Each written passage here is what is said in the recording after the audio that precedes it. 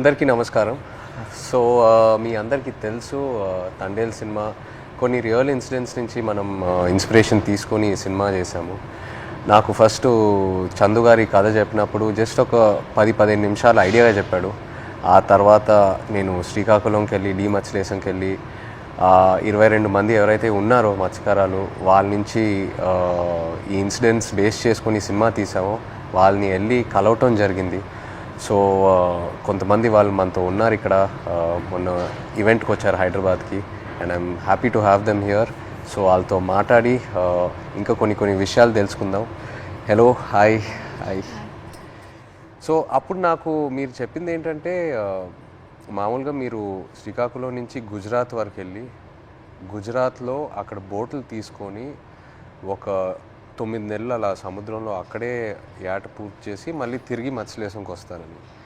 ఎందుకు గుజరాత్ వరకు ఎందుకు వెళ్తారు? అంటే మామూలుగా గుజరాత్ వరకు ఎందుకు వెళ్తున్నాం అంటే కారణం ఏంటంటే ఇక్కడ మనకి జిట్టీలు అందుబాటులో లేవు. ఓకే. అంటే ఇక్కడ ఏటకి వెళ్తుంటే అలలు పెద్ద కెరటాలు ఇరిగేస్తుంటాయి. దాని బోట్ల కింద ఉండిపోయి ప్రాణాలు కోల్పోతున్నాం. అయితే గుజరాత్లో ప్రతి 20 కిలోమీటర్లకి జట్టీలు ఉంటాయి అక్కడ. ఓకే. అందుకనే ఉపాధి ఉంటుందని వెళ్ళిపోతున్నాం అక్కడ. ఓకే ఓకే జీవనోపాధి ఓకే కష్టపడ్డానికి వెళ్ళిపోతున్నాం. సో మీరు ఒకసారి అక్కడికి వెళ్ళాక ఒక నెల రోజులు సముద్రంలోనే ఉంటారా? ఒకసారి బోట్ తీసుకున్న తర్వాత నెల రోజులు సముద్రంలోనే ఉంటారు? నెల రోజులు ఉంటాం. లేకపోతే మీకు కంప్లీట్గా బోట్ డెక్ ఫుల్ అయిన తర్వాత తిరిగి వస్తారా? అది సముద్రంలో ఏటకి వెళ్తాం. చేపలు ఎక్కి పట్టిందంటే 20 రోజులకు వచ్చేస్తుంటాం. అంటే ఐస్ అంటారు కదా, ఐస్ అయిపోయిందంటే వచ్చేస్తాం. ఓకే. చేపలు ఎక్కువ దొరికితే ముందు వచ్చేస్తాం, దొరకలేదంటే అక్కడక్కడ పట్టుకుంటూ నెంబర్లు కొట్టుకుంటూ ఎత్తుకుంటూ పట్టుకుంటాం. కొద్దిగా లేట్ అవుతుంది. చేపలు దొరికామంటే హ్యాంగ్ వచ్చేస్తుంది చెట్టు. Okay okay okay. అండ్ మీరు అక్కడ సముద్రంలో ఉన్నప్పుడు సెల్ ఫోన్ కనెక్షను, ఇంటితో మాట్లాడాలనుకున్నా, పిల్లలతో మాట్లాడాలనుకున్నా అలాంటి అవద్దు, ఏ కనెక్షన్ ఉండదు? అవద్దు. దగ్గరలో అవ్వద్దు. అంటే గుజరాత్ వేరే వాళ్ళు ఉంది కదా పోలబందర్ దగ్గర, దాని నెంబర్ కొడతాం. ఒక 200 కిలోమీటర్లు ఉందనుకో, ఆ స్టీరింగ్ పట్టుకుంటూ వస్తాం. దగ్గరలో ఒక 20-30 కిలోమీటర్లు టవర్ వస్తుంది మాకు. అప్పుడు పైన స్లాబ్ మీదకి వెళ్ళడం, చూడడం, టవర్ రావడం, మాట్లాడడం. ఒక్కొక్కసారి కట్ అయిపోద్ది, 2 ముక్కలు మాట్లాడడం, మళ్ళీ చేయడం, అలా ప్రయత్నిస్తుంటాం. అలాగా. ఓకే. బాగున్నారా? చాలా బాధ.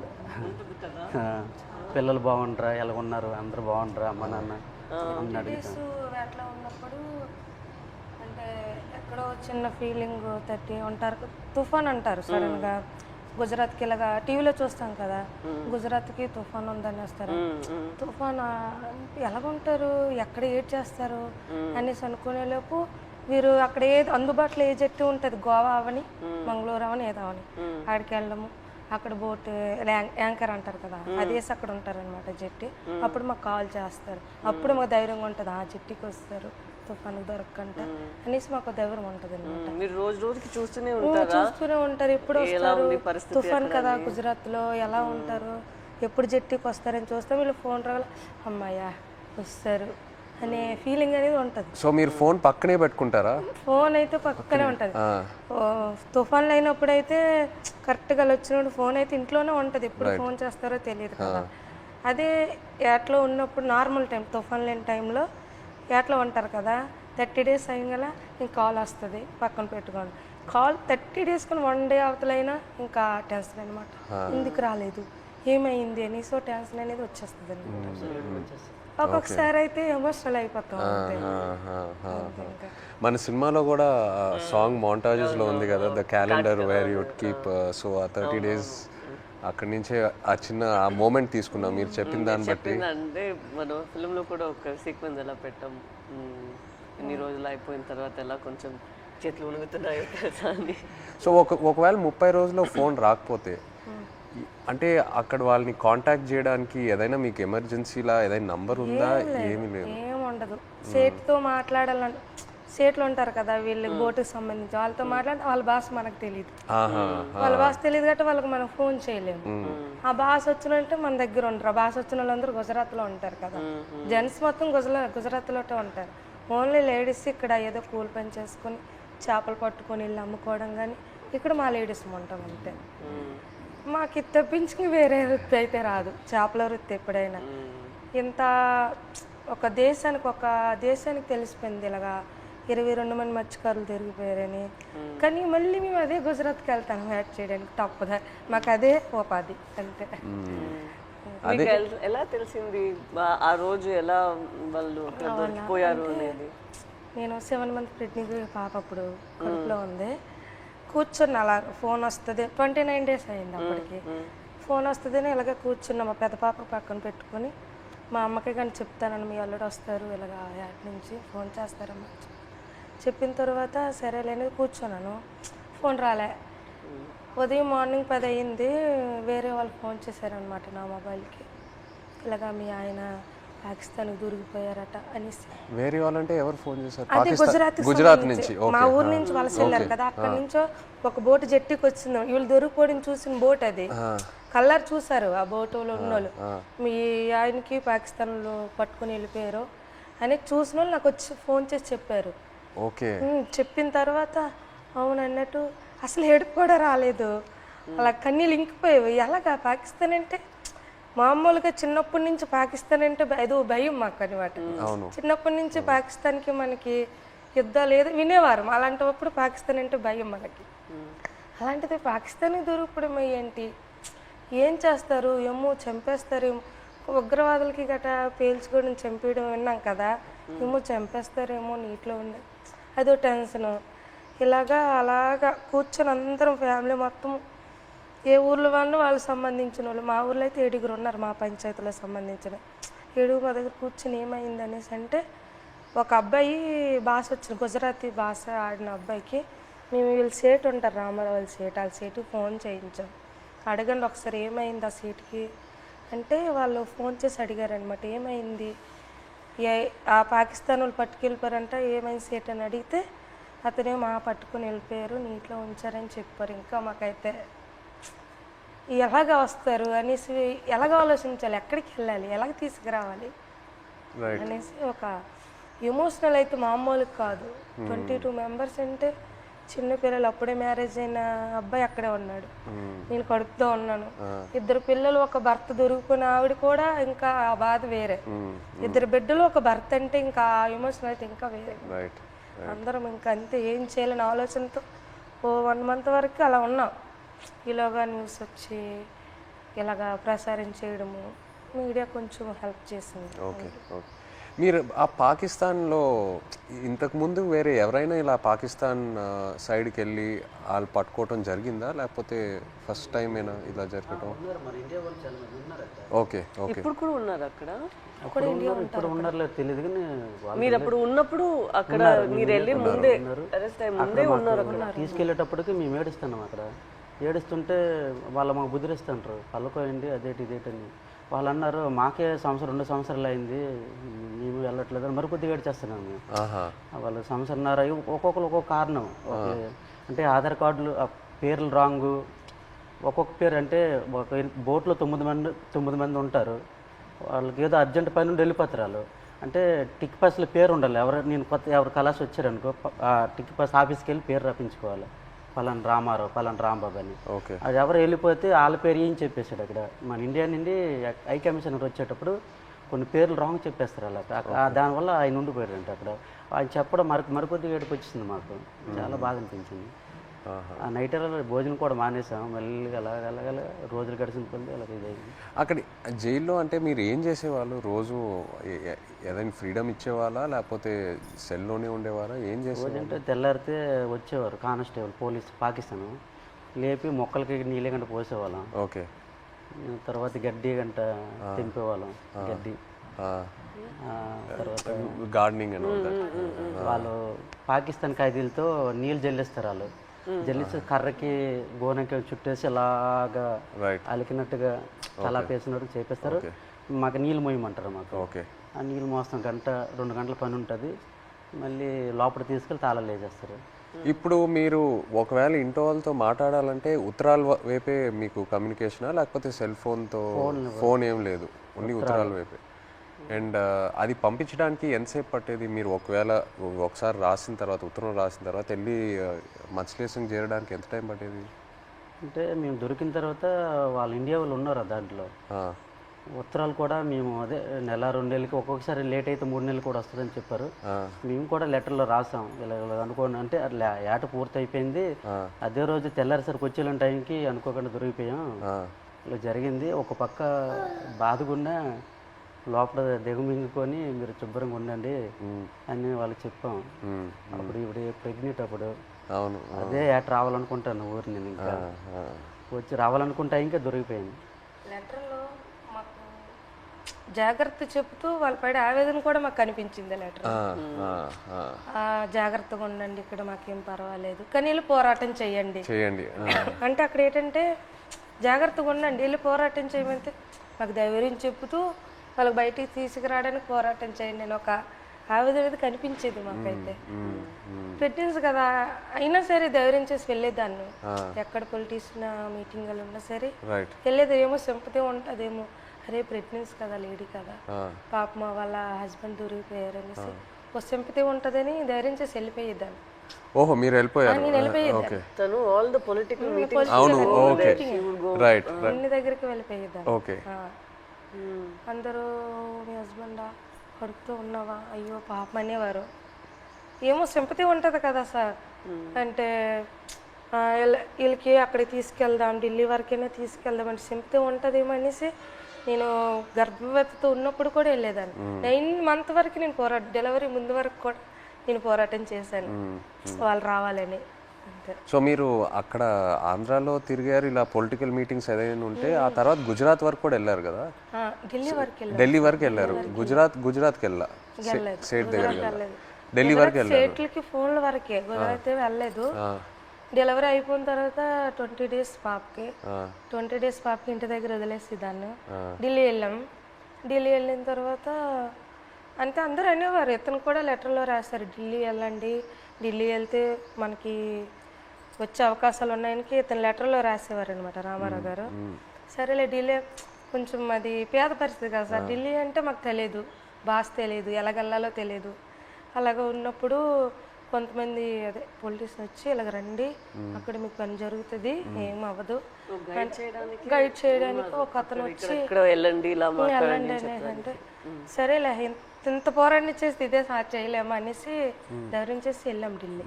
ఢిల్లీ వెళ్ళిన తర్వాత అక్కడే ఢిల్లీ వెళ్ళిన తర్వాతే వీళ్ళు బయటకు వచ్చారు. అంతవరకు ఆ 14 నెలలు అక్కడే ఉన్నారు. అతను అంబాసిడర్తో మాట్లాడడం కానీ ఉన్నారనడం కానీ. మెయిన్ మాకు బాధ కలిగించింది ఏంటంటే పుల్వామా దాడి. ఆ దాడి ఇలాగ మార్నింగ్ ఇలాగ టీవీ వేసాను, ఇలాగ మన ఇండియన్ ఆర్మీకి ఇలాగ ఉగ్రవాదులు చంపేశారు, ఆత్మహత్య దాడి అయిన తర్వాత అవునా ఎందుకు అనేసి వీళ్ళకి ఏం చేస్తారని ఇదో బాధ. మళ్ళీ అక్కడ మరి ఇండియన్స్ ఉన్నారు కదా సార్, ఏం చేస్తారని బాధలు ఉండేప్పటికీ లెటర్స్ అయిపోయి 3 months. వచ్చిన లెటర్స్ బాగానే వచ్చి పుల్వామా దాడికి ముందు లెటర్స్ కంటిన్యూ అయ్యాయి. మేము పంపించింది అతనికి వెళ్ళేది, అతను పంపించింది మాకు వచ్చేది. కానీ పుల్వామా దాడి తర్వాత స్టాప్ అయిపోయింది.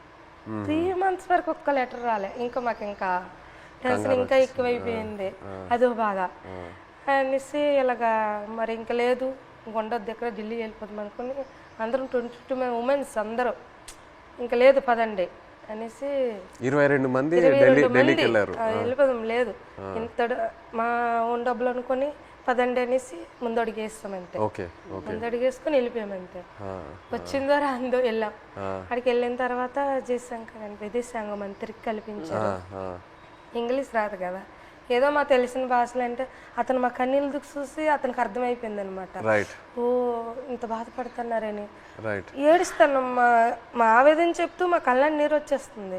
అది చూసి పాపం అతను తట్టుకోలేకపోయారు. వెంటనే ఫోన్ పాకిస్తాన్ చేశారు.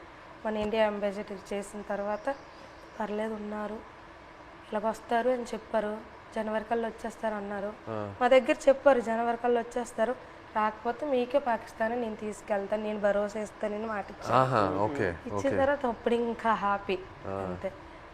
అతను అన్నట్టు జనవరి కల్లా మాకు ఫస్ట్ కల్లా అక్కడి నుంచి లిస్ట్ వస్తుంది అనమాట. గనగల రామారావుకి వాళ్ళ భాష వేరే కదా సార్, గనగల రామారావు, గుణగల్ల రామారావు, కేసమర్రికి కసమర్రయ్య అన్నట్టు పేరు ఓహో మీ పేరు కరెక్ట్గా వేయలేదా? సార్ ఆ లిస్ట్ కూడా రాంగ్ వచ్చింది అనమాట. గనగల రామారావుకి గంగల్ రామారావు. సో మీరు కన్ఫ్యూజ్ అయిపోయారా ఎవరు అక్కడ ఎవరు ఉన్నారు ఏంటి? సరేలే అది ఉర్దూ బస్ కదా ఏమో ఇలాగ తెలియపు ఇలాగ రాశారేమో అని మాకు మేము ఆలోచించుకొని వచ్చేస్తారు అన్నట్టు. మీకు ఆ టైంలో ఎలా అనిపించింది? సడన్ గా భయం వేసింది.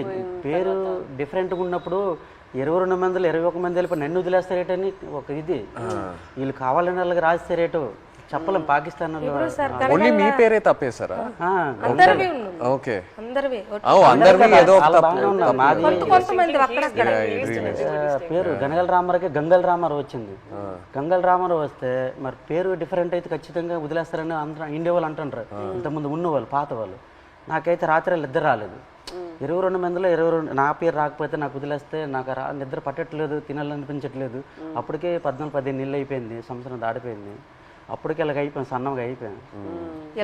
వాళ్ళు ఏదో చపాతీలో అంటే ఏదో కలిపారంట అక్కడ జైల్లో. అదేదో మనకి ఏదో బరువు మోయాలని మోయలేమంట, ఆవేశం వచ్చేస్తుందంట. వాళ్ళు చెప్పిన మాటలే అప్పటికే సన్నంగా అయిపోయాను. తర్వాత నోటంటే కూడా బ్లడ్ వచ్చేస్తుంది. ఏమంటే టెస్టులు చేస్తే వేడి వల్ల అన్నారు, ప్రాబ్లం లేదంటే కొద్దిగా ఆపేయకుండా ఉన్నారు. అలాంటి చాలా భయం వేసేది. అలాగే పుల్వామా టైంలో మీరు అక్కడ ఒక కన్ఫ్యూషన్ లాగా ఏమైనా అయిపోయిందా మీకు? అయిపోయింది మరి. ఏదో వేరే సెల్లో పెట్టేవారంట అక్కడ, ఏదైనా బయట ప్రమాదం ఏదైనా జరిగితే. అంటే బీహార్ జైల్లో ఒక పాకిస్తాన్ ఖైదీకి ఇండియా వాడు చంపేశారని తెలిసింది మాకు. అక్కడ జైల్లో టీవీ ఉంది మాకు చూస్తుండగా. చంపేస్తే మాకు తెలీదు. మాకు 4 రూమ్లలో అందరికి ఒక్క రూమ్లో బంధించేస్తుంటారు. బ్యాగులకి నైన్గా పట్టుకొని ఒక రూమ్లో తీసుకెళ్ళి ఇంకోటి బాంబు వేసేస్తారు, మనం చంపేస్తారని అంటే ఇంకొకడు. చాలా భయం వేసేస్తుంది. అప్పుడు ఇంకో అందులో కానిస్టేబుల్ ఉంటారు కదా కొందరు పాకిస్తాన్ వాళ్ళు, ఆయన లేదు అక్కడ మీ ఇండియా కూడా మా పాకిస్తాన్ ఖైదీ చంపేశాడు కదా, ఇక్కడ మీ వాళ్ళకి ఏం జరగకంటే మీరు అందరికి ఒక రూమ్లో పెడతాను, మీరు జడవద్దని చెప్పాడు. అప్పుడు కొద్దిగా ఊపిరి పీల్చుకున్నాం.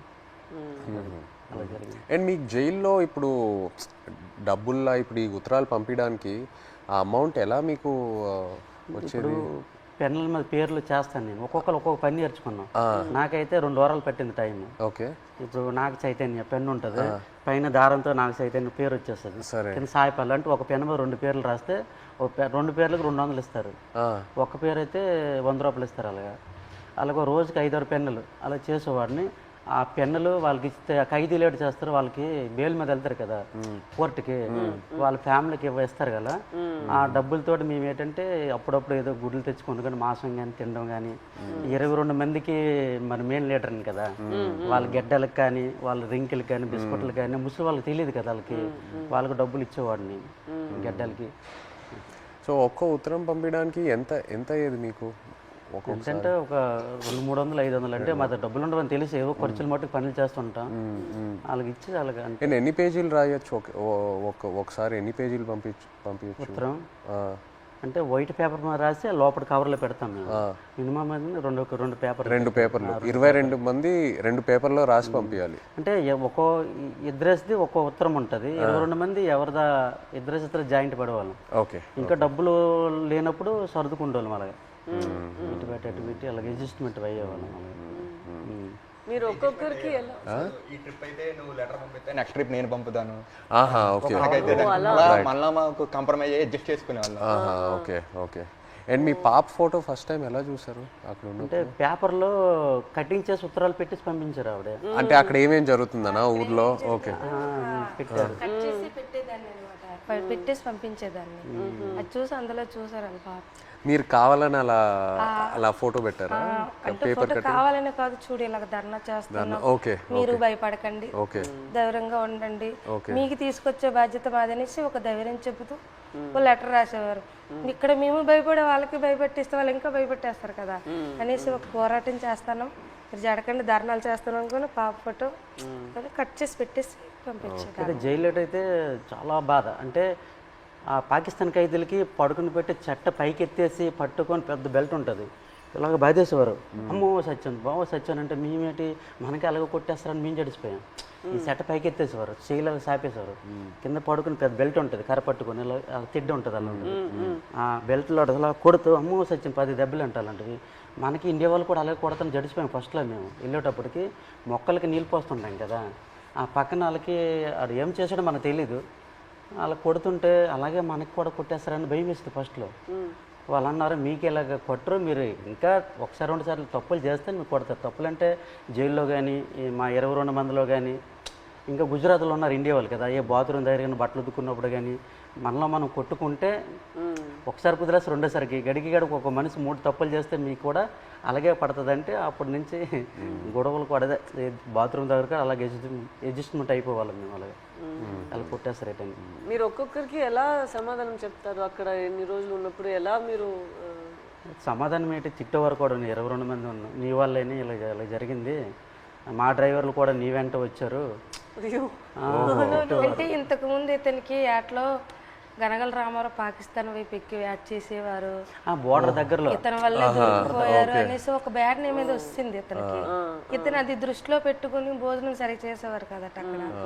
పెళ్ళి అవన్న కుర్రోలు కూడా ఉన్నారు కదా, నాకు పెళ్ళి అవ్వకుండా కూడా మీరు చేస్తారు, నేనిండా మేము దొరికిపోయాం అని అనేవారు. ఒక్కొక్క బాధలో ఉండేది. తప్పదు మరి, జరిగిపోయింది చాలా బాధ. బట్ ఇప్పుడు వాళ్ళందరూ బయట వచ్చేసారు, పిల్లలు కూడా చేసుకుంటారు. భయంలో ఉన్నప్పుడు అలాగే సడన్ గా మనం మాట్లాడతామా అనుకునేది అని మాట్లాడేస్తాం. మీరు గుజరాత్ సేట్ దగ్గరికి వెళ్ళి ఆయనతో మాట్లాడటం ఆ ఐడియా రాలేదా? అంటే సేట్ దగ్గరికి వెళ్తే ఆ డబ్బు ఆ విషయం భాష రాదు కదా, సో దానివల్ల మీరు కొంచెం ప్రెగ్నెన్సీ డెలివరీ టైం కదా సార్, అతను లేరు, మనకి కొంచెం ఇబ్బంది ఉందనేసి నేను అతను సేటికి ఫోన్ చేశాను సార్. అక్కడికి చేసిన తర్వాత ఇలాగ అంటే భాష వచ్చిన వాళ్ళతో మాట్లాడించాను, ఇలాగ చెప్పండి డెలివరీ టైం ఉంది కదా, అతనికి ఏమైనా అమౌంట్ నేను వెయ్యను అంటే కొంచెం కోపంగా మాట్లాడేవారు వాళ్ళు. నేను వెయ్యను, పట్టించుకోలేదు వాళ్ళు. మాకు కూడా 2 బోట్లు దొరికిపోయాయి కదా,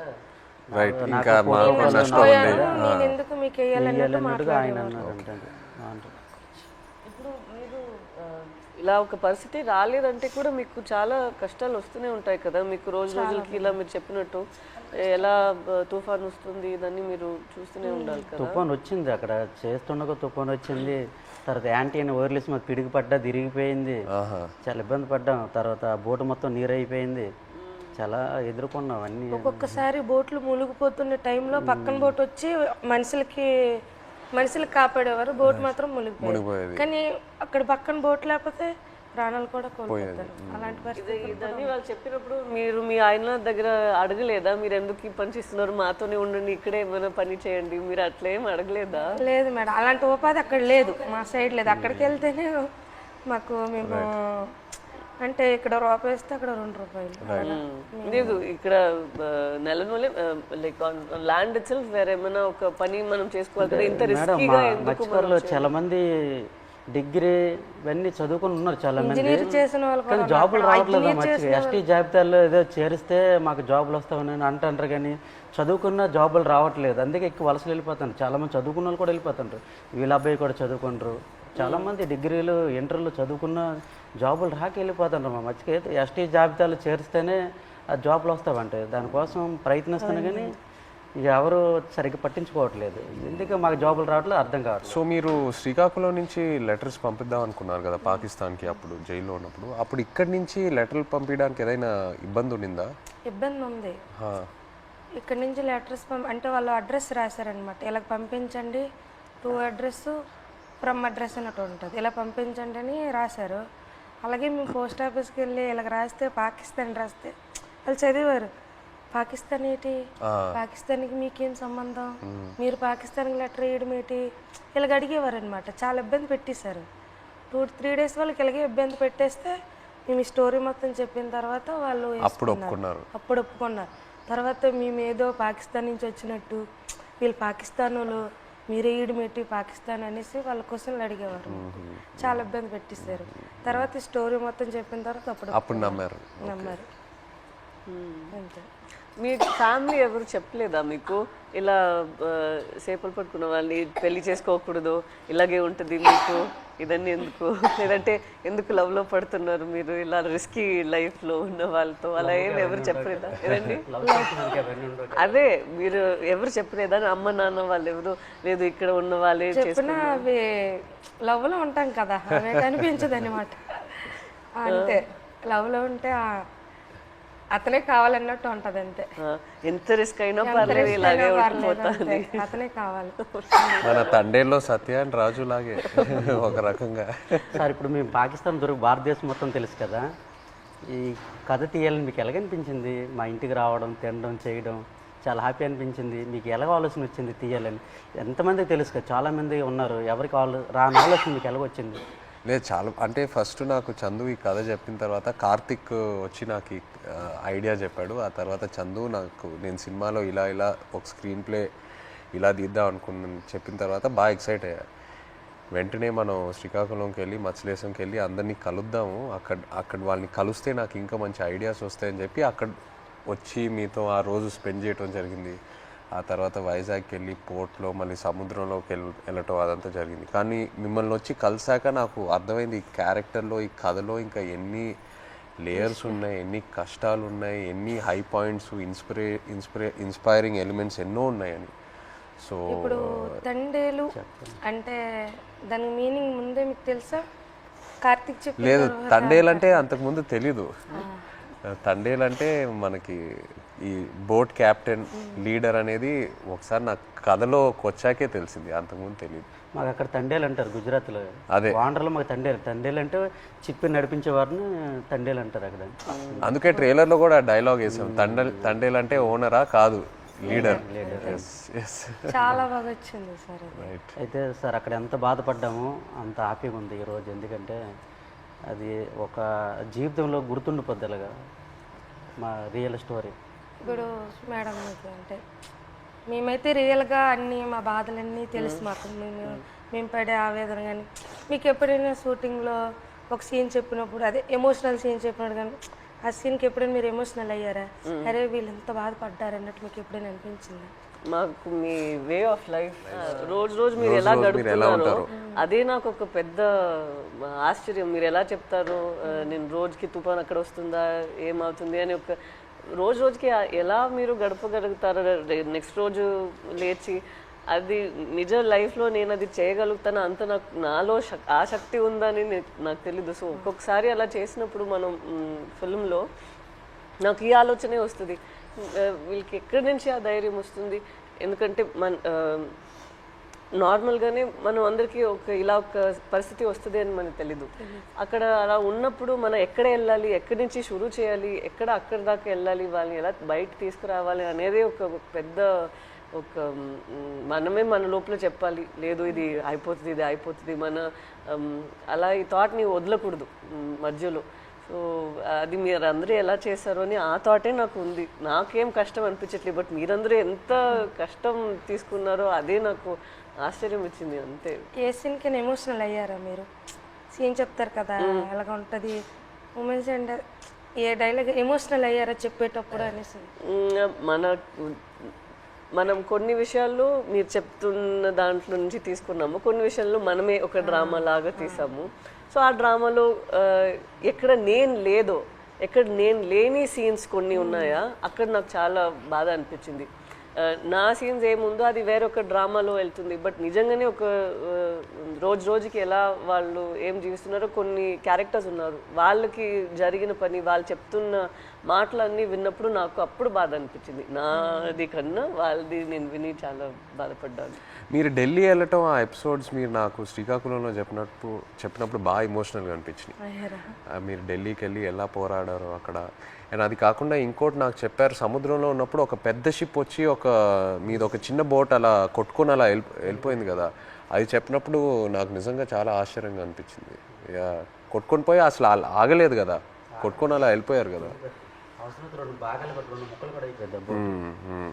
పెద్దది కదా. మీరందరూ అందరూ like one community, so United. And I think మీలో ఉన్న శక్తి మీరందరూ కలిసి ఒకేలాగా ఉన్నారు కదా, లైక్ వన్ ఫ్యామిలీ. ఒక ఫ్యామిలీ అర్థమైంది, బట్ మీరు అందరి ఒకే ఫ్యామిలీ కదా. సో ఒక్కరికి ఇది జరిగిందంటే అందరికి అది జరిగినట్టే. ఏ ఫ్యామిలీకి అలా జరగకూడదు. మా ఫ్యామిలీలో ఒకేసారి దొరికిపోవడం అంటే చాలా బాధాకర విషయం. నేను డ్రైవర్ మెయిన్ తండ్రి కనుక ఆ లైన్కి బోట్ అప్ చెప్పినట్టు మా బావగారు, తర్వాత మా ఎర్రీకి బామ్మర్దే అంటే అన్నయ్య, నేను బోట్ ఆఫ్ చెప్పాను. ఈ బోట్ ఆఫ్ చెప్పిన ఓనర్లు అంతా నా వెనక పంపించారు. ఈ రామారావు ఎక్కి చేపలు పడతాడు, ఈ నేతను వెనకెతలు వెళ్ళండి చేపలు ఎక్కి దొరికితే అనుకుని నాకు వెనకాల పంపించడం, దొరికిపోవడం చాలా బాధాకరమైన విషయం. ఇలా జరుగుతుంది అనుకోలేదు. లాస్ట్ క్వశ్చన్ అంటే తండేల్ 2 ఉందా? మీరు ఆ రోజు ఈవెంట్లో ఏదో జోక్ వేశారు కదా, చెప్పండి. ఇంకోసారి పాకిస్తాన్కి దొరకాలి, అప్పుడు స్టోరీ అంటే ఒక కోరిక తండేల్ 2 ఉంటే ఖచ్చితంగా ఒక తమ్ముడుగా యాక్టింగ్ చేయాలని ఓకే రైట్. కోరిక మటుకు నెరవేర్చాలి. అయితే పాకిస్తాన్ దొరకడం దొరకవు ఈసారి. మీరు ఇంకా ఢిల్లీ అంతా వెళ్ళరా? అంత తిరిగే శక్తి బోల్డ్ కథ ఉంది. ఇంకా అక్కడ వచ్చేసరికి ఇంకా ఇక్కడ ట్రావెల్ పడ్డాం. రైట్ ఒక సంవత్సరం పాటు మేము వెనకాల ట్రావెల్, ప్రతిదీ తిన్నా ఏం చేశారు ఏమిటి అనేది ఒక సంవత్సరం పాటు ఫోన్ కాల్. అదే ఇక్కడ పాకిస్తాన్ వచ్చేసరికి ఇక్కడ అప్పటికి 7 సంవత్సరాలు అవుతుంది. ఇప్పుడు చాలా ఉన్నాయి కదా, ఇంకా ఇక్కడ తండేల్ 2లో కూడా ఇంకా బోల్డ్ కథ ఉంటుంది. కానీ ఈసారి ఫైట్ చేయాలంటున్నారు కదా మీరు వెళ్ళి అక్కడ నుండి ఇక్కడికి వచ్చేసరికి నేనేం చేశాను ఇంకా బోల్డ్ అని ఇంకా స్టోరీ ఉంది. ఇంకా ఖచ్చితంగా ఇది చెప్పండి మాకు. జీవితంలో ఇది గుర్తుండిపోతుంది. నచ్చిన విషయం ఏంటంటే సార్ మీరు ఉన్నారు కదా, ఆ డ్రెస్సింగ్ స్టైల్ కానీ ఎప్పుడు మీకు ఏ సినిమాలో అలా చూడలేదు. ఆ చినిగిపోయిన షర్ట్ కానీ ఆ డ్రెస్సింగ్ స్టైల్ కానీ అనకాపల్లిలో ఒక షూటింగ్ ఉంది కదా, అక్కడికి వచ్చాము. అక్కడ చూసి నేను షాక్ అయిపోయాను. అదే ఏ సినిమాలో చూడలే అసలు. అలా ఇమిడిపోయారు సార్ మీరైతే.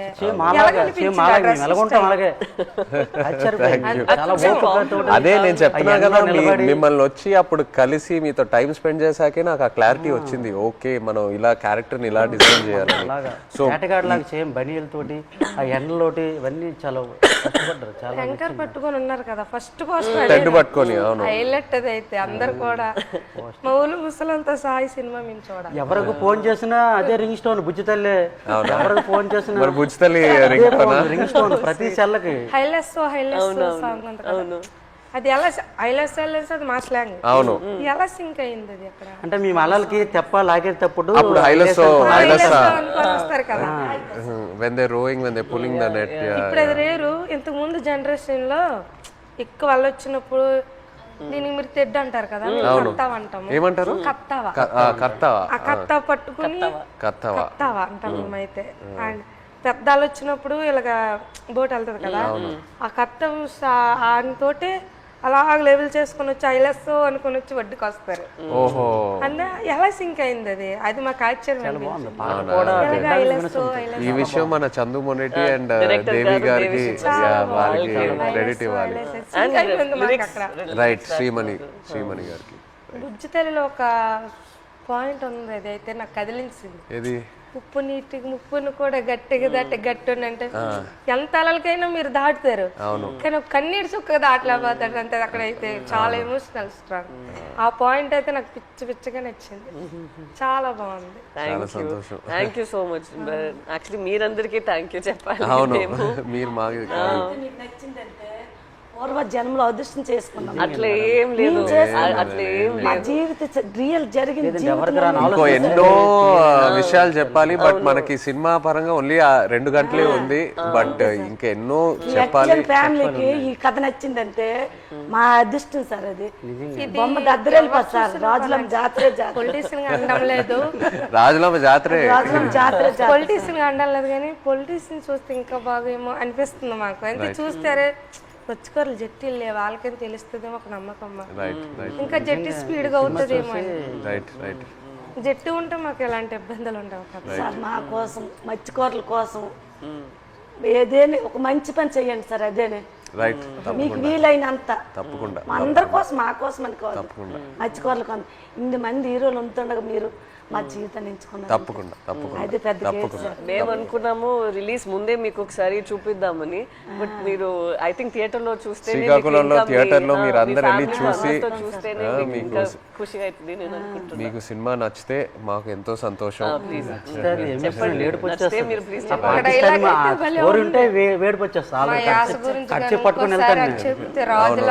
అది మిమ్మల్ని మైండ్ లో పెట్టుకొని చేస్తాం. అవునా?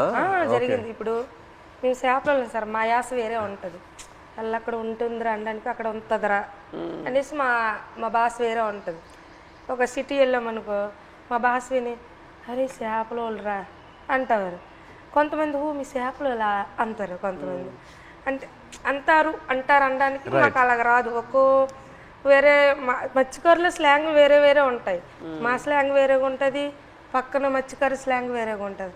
అందులో మా స్లాంగ్ అయితే ఎవరు మాట్లాడలేరేమో, కానీ మేడం గారు అయితే నాకైతే చాలా మేము మాట్లాడినట్టు మాట్లాడారు అసలు.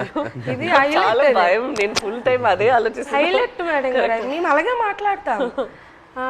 ఉంటదిరా అలాంటి వెళ్దాం రా అన్నట్టే మేడం గారు. చాలా థ్యాంక్ యూ సో మచ్. ఇది నాకు పెద్ద compliment. Thank you very much. Success meet మాత్రం శ్రీకాకుళం అది నా ప్రామిస్. సినిమా రిలీజ్ తర్వాత సక్సెస్ మీట్ కి మేము శ్రీకాకుళమే వస్తున్నాము. మచ్చలేసు అక్కడికి వచ్చి కలిసి శ్రీకాకుళంలో సక్సెస్ మీట్ పెట్టి వెళ్తున్నాం. ఆ టైం లోపల మీ 25 మందిని కాల్ చేసి వాళ్ళని కూడా సక్సెస్ మీట్ లో వాళ్ళని కూడా అప్రోచ్ చేస్తే కరెక్ట్ గా ఉంటుంది. శ్రీకాకుళం అంటే కేమచ్చలేసి వస్తానరా, రమ్మంటే వస్తాం, ప్లాన్ చేస్తాం. బట్ సక్సెస్ మీట్ అయితే శ్రీకాకుళంలో చేస్తున్నాము తప్పకుండా. Okay, thank you so much. మాతో మీరు కలిసి ఇంత షేర్ చేశారు. Again thank you so much.